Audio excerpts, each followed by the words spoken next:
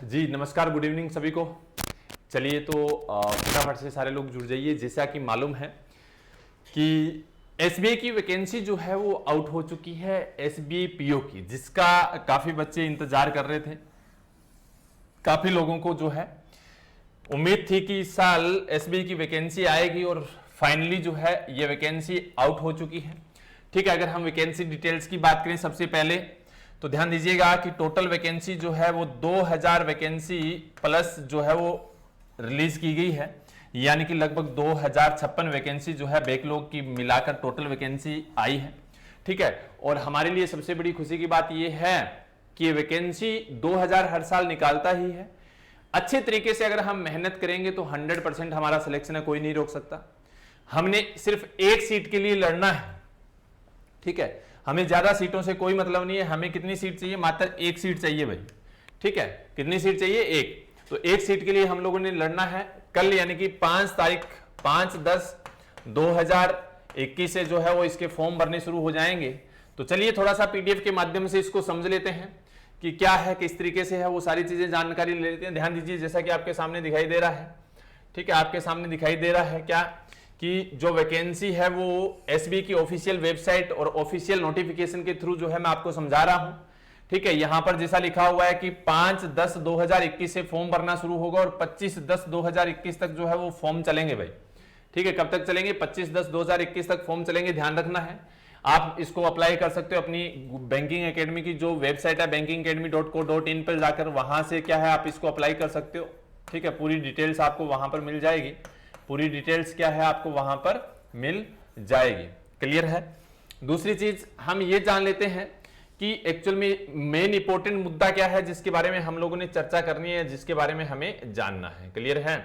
चलिए, तो आपके सामने दिखाई दे रहा होगा अच्छे तरीके से कि जो ऑनलाइन रजिस्ट्रेशन 5/10/2021 से शुरू होगा, 25/10/2021 तक चलेगा और जो फीस है वो भी 5/10 से लेकर 25/10 तक भर सकते हैं। लेकिन जो प्री एग्जामिनेशन का कॉल लेटर है वो 1st और 2nd वीक ऑफ नवंबर, यानी कि नवंबर मंथ के 1st और 2nd वीक में जो है अपना प्री का कॉल लेटर जो है वो डाउनलोड होना शुरू हो जाएगा। ये खास करके हम लोगों ने ध्यान रखना है। इसके बाद में प्री एग्जाम जो है वो कब होगा? तो नवंबर या दिसंबर, यानी कि नवंबर लास्ट वीक या दिसंबर 1st वीक के अंदर आपका प्री एग्जाम हो जाएगा, ऐसा बोला जा रहा है। क्लियर है? तो ये खास करके ध्यान रखना है। उसके बाद में डिक्लेरेशन ऑफ रिजल्ट की बात की जाए तो दिसंबर 2021 के अंदर यानी कि इसका रिजल्ट जो है वो जारी कर दिया जाएगा और जैसे ही रिजल्ट जारी होगा उसके जस्ट यानी कि 5-10 दिन बाद जो है आपका मेंस एग्जाम है। इस चीज का भी आप लोगों ने ध्यान रखना है। ठीक है, कौन सा मेंस एग्जाम है? जिसका 2nd-3rd वीक के अंदर यानी कि दिसंबर के 2nd-3rd वीक में ये एग्जाम हो जाएगा। ठीक है, मेंस एग्जामिनेशन का कॉल लेटर सॉरी आ जाएंगे और जो रिजल्ट जो एग्जाम होगा 2nd फेज का, ठीक है, वो आपका दिसंबर 2021 यानी कि दिसंबर के अंदर ये एग्जाम हो जाएगा इसी साल। तो अपने पास अगर हम बात करें तो ज्यादा से ज्यादा कितना टाइम है? तो ध्यान दीजिएगा, मैक्सिमम अगर बात करें तो 1.5 महीना या 2 महीने हैं प्रिपरेशन करने के लिए भी। तो अच्छे तरीके से प्रिपेयर हो जाइए, अपने आप को जो है मजबूत बना लीजिए और हम इस वैकेंसी का पूरा जो फायदा है वो उठा सकते हैं। Declaration of result of main examination की बात करें तो जनवरी के अंदर क्या है इसका रिजल्ट आ जाएगा और फिर 3rd फेज होगा इंटरव्यू वाला, जो लास्ट फेज रहेगा अपना। ठीक है, इंटरव्यू और ग्रुप एक्सरसाइज रहती है फरवरी के 2nd या 3rd वीक में होने की संभावना है, ऐसा बोला जा रहा है। क्लियर है? तो ये चीजें खास करके ध्यान रखनी है। फॉर्म कल से भरने शुरू हो रहे हैं। अब इसमें हमें मेन चीजें क्या ध्यान रखनी है? ध्यान दीजिएगा, वैकेंसी, इसकी बड़ी फिक्र रहती है हम लोगों को ना भाई कि कितनी वैकेंसी है सर वो तो बताओ। तो टोटल वैकेंसी 2000 वैकेंसी जो है वो अपनी रेगुलर वैकेंसी और बैकलॉग वैकेंसी 56 है, यानी कि टोटल मिलाकर 2056 वैकेंसी इस साल निकली है। ध्यान रखना है, कैटेगरी वाइज भी बहुत सारी वैकेंसी है तो चिंता करने की कोई बात नहीं है। स्पेशली गुजरात के लिए वैकेंसी नहीं होती है, टोटल ऑल ओवर इंडिया की वैकेंसी रहती है, खास करके हम लोगों ने ध्यान रखना है। इसके बाद में अगर हम बात करें कि एलिजिबिलिटी क्या रहने वाली है, ध्यान दीजिए, तो आपका क्या होना चाहिए? ग्रेजुएशन होना चाहिए, 31/12/2021 तक ग्रेजुएशन होना चाहिए। लेकिन ऐसे स्टूडेंट जो फाइनल ईयर के अंदर है या फिर फाइनल सेमेस्टर के अंदर है तो वो भी अप्लाई कर सकते हैं प्रोविजनली सब्जेक्ट के अनुसार। और अगर हम बात करें तो उनका जब यानी कि इंटरव्यू हो उससे पहले उनका रिजल्ट आ जाना चाहिए, ऐसा भी इन्होंने कहा है। तो ये भी खास करके हम लोगों ने ध्यान में रखना है। ठीक है, परसेंटेज कोई भी तरीके से मायने नहीं रखता है, आपके परसेंटेज जो है वो आपको आवश्यकता नहीं है कि पास होना चाहिए, ठीक है, परसेंटेज जरूरी नहीं है। लेकिन इसने एक बात बोली है, बात क्या बोली है, ध्यान से सुनिएगा। इसने कहा है अगर आप फॉर्म अप्लाई कर रहे हो और उस समय आप परसेंटेज लिख रहे हो तो वो ध्यान रखना है क्या कि अगर आपके 54.99% है तो will be treated as the less than 55%, यानी 55% नहीं लिखोगे, उसको कम ही लिखोगे, ये कम है, ठीक है। अगर 59.99 है तो वो भी 60% से कम है, ये भी हम लोगों ने ध्यान में रखना है। एज लिमिट की बात करें 1/4/2021 तक, तो ध्यान दीजिए 30 साल से ऊपर नहीं होना चाहिए और 21 साल से कम नहीं होना चाहिए। यानी कहने का मतलब कि डेट ऑफ बर्थ की बात करें तो 1/4/2000 के बाद किसी की डेट ऑफ बर्थ नहीं होनी चाहिए, 1/4/2000 के बाद, और 2/4/1991 से पहले का बोर्न नहीं होना चाहिए। लेकिन शर्त यह है कि अगर कोई पर्सन SC ST OBC या फिर हैंडीकैप्ड या फिर इंडियन आर्मी के अंदर है, एक सर्विसमैन जो है, तो उनके लिए छूट है। क्या छूट है? SC ST के लिए 5 साल की छूट है, यानी कि 30 + 5 35 साल वाला भर सकता है। OBC के लिए 3 साल की छूट है, यानी 33 साल वाला भर सकता है। PWD के लिए SC ST 15 साल यानी 45 साल वाला भर सकता है, और OBC के लिए 13 यानी 43 ईयर वाला। इस तरीके से ये दिया गया है।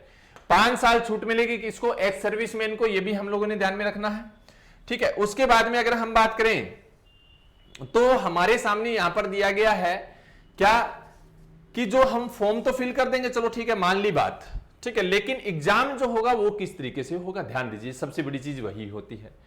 तो फॉर्म फिल करने के बाद एग्जाम जो है आपका है, ठीक है, उसके अंदर ध्यान दीजिए 3 फेस में होगा। पहला फेस आपका जो है प्री एग्जामिनेशन रहेगा, तीनों सब्जेक्ट वही आएंगे, इंग्लिश, क्वांट और रीजनिंग। टोटल मार्क्स 100 रहेगा, 20 मिनट इनका टाइम रहेगा, 1 घंटा मिलेगा। सेक्शनल कट ऑफ इसके अंदर नहीं होती है, ये हम लोगों ने ध्यान में रखना है, ठीक है, सेक्शनल कट ऑफ नहीं होती है, ये हम लोगों ने ध्यान में रखना है, ठीक है। उसके बाद में अगर हम बात करें सेकंड फेज की, यानी कि दूसरा फेज, तो दूसरे फेज के अंदर ध्यान से देखिएगा, दिया गया है कि रीजनिंग कंप्यूटर रहेगा, 45 क्वेश्चन और 60 मार्क्स के 60 मिनट मिलेंगे भाई, ठीक है। मैथ्स की बात करें यानी कि डाटा एनालिसिस DI जो आती है, तो 35 क्वेश्चन रहेंगे, 60 मार्क्स के रहेंगे, ठीक है, और 45 मिनट का टाइम मिलेगा, ध्यान में रखना है। जनरल इकोनॉमी बैंकिंग अवेयरनेस की बात करें तो 40 क्वेश्चन आएंगे, 40 मैक्सिमम मार्क्स होंगे और 35 मिनट आपको मिलेंगे, ये भी ध्यान रखना है। इंग्लिश लैंग्वेज 35 क्वेश्चन आएंगे, 40 मार्क्स के रहने वाले हैं और 40 मिनट आपको मिलेंगे, यानी कि टोटल 3 घंटे मिलेंगे मेंस एग्जाम के अंदर, ध्यान रखना है। क्वेश्चन 155 होंगे और मार्क्स होंगे 100, ठीक है। और उसके बाद एक होगा डिस्क्रिप्टिव होगा, जिसके अंदर हमें क्या है, ऐसे और लेटर लिखना होता है, जिसके लिए हमें 30 मिनट जो है वो टाइम दिया जाएगा। यानी सेकंड फेज के साथ में आपका ये क्या है, डिस्क्रिप्टिव वाला भी हो जाएगा। तो यानी कि जिसकी इंग्लिश अच्छी है, जो इंग्लिश में जो अच्छा है या इंग्लिश अपनी अच्छी बना सकता है, तो उनके लिए तो बहुत अच्छा मौका है भाई, ठीक है। अच्छे तरीके से प्रिपरेशन करोगे तो आपका आराम से क्या है, जो एग्जाम है वो हो जाएगा, क्लियर हो जाएगा। बहुत सारे बच्चे लगे हैं पिछले साल भी। सेक्शनल मार्क्स की बात करें तो प्री और मेंस के जो है यानी कि मेंटेन करने ही करने हैं, लेकिन फेज 3 जो है वो आपका 20 मार्क्स का रहेगा ग्रुप एक्सरसाइज, और 30 मार्क्स की रहेगी इंटरव्यू, ठीक है। और टोटल अगर हम बात करें, ठीक है, टोटल अगर हम बात करें तो कितना है, 50 मार्क्स का है ये, ठीक है, इंटरव्यू 3rd फेज, ठीक है। इसकी भी प्रिपरेशन आपको पता है कि एकेडमी करवाती होती, तो कोई दिक्कत वाली बात आपको है नहीं, ठीक है। फाइनल सिलेक्शन आपका क्या है, तो जो फेज 2nd और फेज 3rd को ध्यान में रखते हुए सेपरेटली, ठीक है, इसको ध्यान में रखते हुए आपका क्या है कि ये डिस्क्रिप्टिव टेस्ट वगैरह देखते हुए आपका फाइनल सिलेक्शन जो है वो दिया जाएगा, ठीक है। और ये हमें खास करके जो है वो ध्यान में रखना है, क्लियर है। ये इतनी चीजें तो हमें मालूम होना चाहिए। एग्जामिनेशन सेंटर जो है आपकी नियर बाई सिटी, जो भी बड़ी सिटी है तो वो होगी, उसमें कोई भी दिक्कत वाली बात नहीं है, ठीक है। गाइडलाइन यानी कि क्या है कि स्कैनिंग फोटोग्राफ वगैरह, इसके लिए आपकी स्पेशल एक जो लेक्चर है बनाया जाएगा, जिसके अंदर आप बता सकते हो, ठीक है। तो वो आप लोगों ने ध्यान में रखना है। उसके लिए एक अलग से वीडियो जो है वो एकेडमी की तरफ से आपको प्रोवाइड करवाया जाएगा, ठीक है। और अप्लाई कहां से कर सकते हो, तो बैंकिंग एकेडमी की वेबसाइट पे जाके आप अप्लाई कर सकते हो, ठीक है। कहां से? बैंकिंग एकेडमी की वेबसाइट पे जाके आप अप्लाई कर सकते हो, bankingacademy.co.in पर जाकर, ठीक है। वहां से आप पूरा फॉर्म जो है फिल कर सकते हो, कोई भी दिक्कत वाली बात नहीं है, ठीक है। तो अच्छे तरीके से सारी इंफॉर्मेशन आपको जो है वो दे दी गई है, ठीक है, दे दी गई है और बाकी कोई भी दिक्कत परेशानी नहीं होनी चाहिए। ठीक है, तो अगर फिर भी कोई प्रॉब्लम हो तो आप कमेंट बॉक्स के माध्यम से पूछ सकते हो। ठीक है, एज से रिलेटेड। ठीक है, हाँ, लेकिन ये कि ग्रेजुएशन कंप्लीट जो है वो हो जाना चाहिए फाइनल रिजल्ट तक, यानी जब इंटरव्यू कॉल लेटर आए तब तक।